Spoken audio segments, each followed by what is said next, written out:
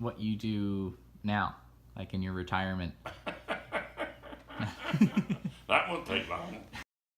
I wouldn't change a single thing about you if I could. The way you are just suits me to a T. An angel from the storybook and bring up on a throne. That's what we are, and you belong to me. I actually started to play Hawaiian guitar? Well, yeah, I just, you know, the strings were, had a bridge in there. Right. And I had a bar and so on. That's the way I played for, quite a few years. While I was in high school, there were some other people my age, young guys, and some played fiddle and some played guitar and so on. And in those days, there was no gymnasium, no music room or anything. You could go to the what we called the boiler room where the furnace was, and then there was nobody in there, nobody could hear you. So we used to have jam sessions during lunch hour. Our principal knew that we were in there and heard us doing that and so on now and then. And he was the president of the local Lions Club, so he asked us if he thought we would like to play for a dance at the Lions Club. Lions Club were having a dinner and they wanted some music for a dance afterwards, and so we did that, and that's the very first dance that I played for. Do you want to play a song that That I would have played? Yeah. At a dance way back then? Maybe. Oh boy. You really got me thinking. Well, I played this one here a little while ago at my jam session, and I said, gee, I used to play that a very long time ago. Let me get it into my head here for a minute. Oh boy, that's what happens to me. Is all these things don't want to come out of my head when I want them to. Ryan, it just left me. All right. But anyway, it'll likely come back in a minute or so. Well, I'll tell you a little bit of a funny thing, and this would be when I was maybe 4 or 5 years old. I wasn't going to school yet anyway. Of course, my older brothers and sisters, they were all gone to school, but I was at home with my father. And those days, we used to have to carry water in pails to go and water the sheep. And I know that I had a little honey pail. And a honey pail would be something like that. It would, you know, well, I don't know what it would hold, but it was small. And it had a little handle on it. And I could occupy a lot of time, wouldn't be bothering my father, I'm sure. I would carry pills in my honey pail to water the sheep, and then go back and get more, and go back and get more, and go back and get more.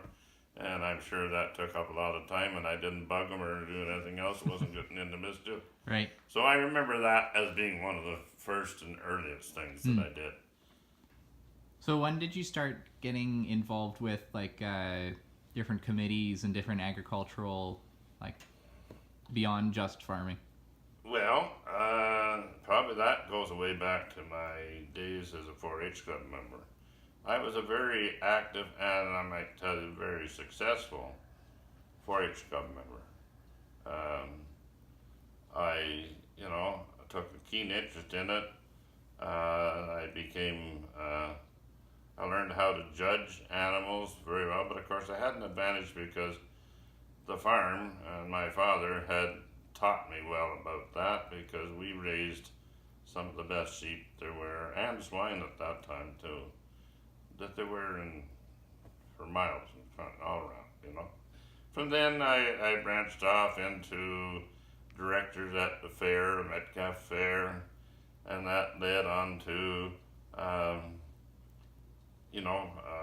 Ottawa Winter Fair and the exhibition in Ottawa.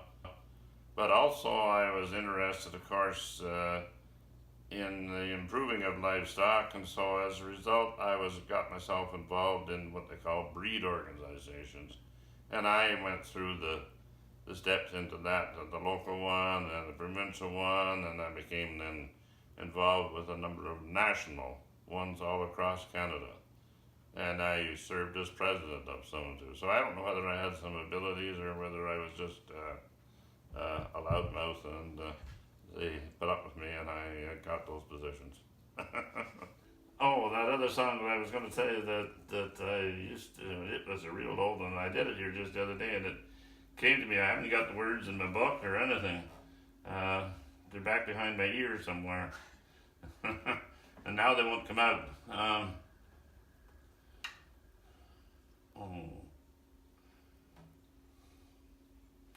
Won't come, Brian. Anyway, no. So what do you want? Do some more or what?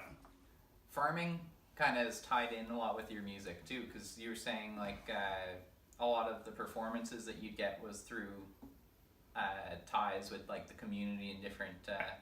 Absolutely. Yeah. Absolutely. Oh yeah, yeah. It was our involvement with the sheep took us to to Congress or to different conferences and so on, and people got to know that ahead of time and so on. And be sure and bring your guitar.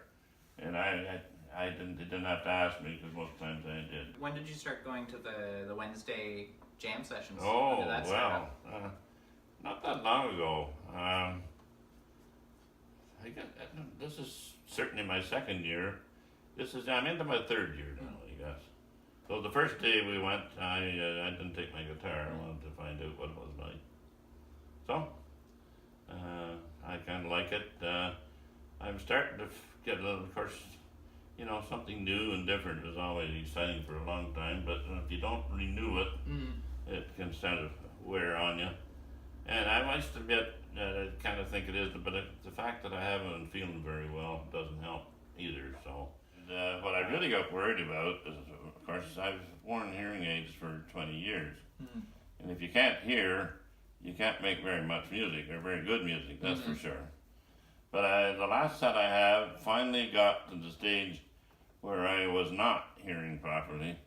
And I would get out my guitar and I'd stroke the key of D, and I might start singing on the key of A. And I said, boy, I'm not going anywhere if that's the way it's going to be, Yeah. So I kind of put my guitar away. It was about a couple of years there, I didn't even take it out. And then I heard about this coffee and jam, and then I was telling the guys in church, told me about it, wanted me to come out, and so on and so on. By then, anyway, I had these new hearing aids, and they were a big improvement. I used to help up at the farm, and Grammy still does the books up there, still does the book for them up there. And at any given day, if they need somebody to turn the water on or watch something, or, we're available. But my health, particularly in the last year, has deteriorated quite a bit, and I'm not really able to do a whole lot of physical things. But the other reason is that they don't need me anymore. They've got Mitchell and Taylor, and now Kyron, that can do everything, and more so and better than I do it. And they really don't want Grandpa in there doing things that they can do themselves. So that's kind of where we are now. But I'm still interested in the farm and in agriculture, and I keep track of agriculture through 2 or 3 farm papers that I get here all the time. So that's what I do. And I go, as you know, I play music at the local music coffee and jam there a couple times a month. And also Grammy has talked me in now to playing shuffleboard. And I maintain you really know that you're a senior citizen once you start playing shuffleboard. So that's where we are.